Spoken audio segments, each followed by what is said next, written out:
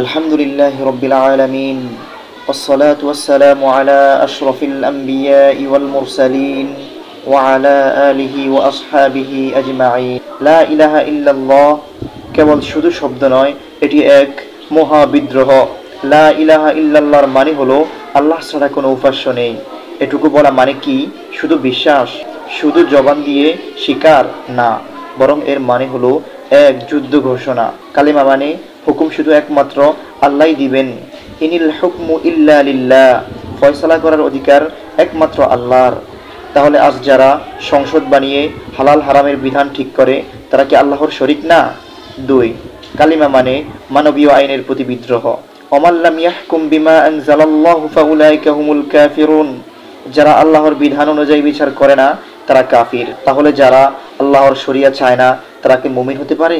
3, কালিমা মানে শরিয়া ছাড়া কিছুই চলবে না। রাসূল সাল্লাল্লাহু আলাইহি ওয়াসাল্লাম বলেন, যে ব্যক্তির ঘাড়ে খলিফার বাইয়া নেই সে জাহিলিয়াতের মৃত্যু মরে।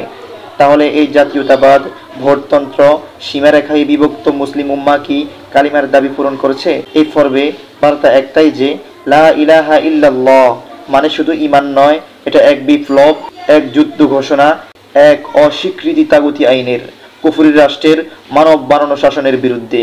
যারা সত্যিকার অর্থে এই কালিমা বলেছে তাদের মুখ শুধু আল্লাহর নামে নয়, তাদের তলোয়ারও চলে আল্লাহর বিধানের জন্য। আল্লাহ তাআলা আমাদেরকে বুঝার তৌফিক দান করুক।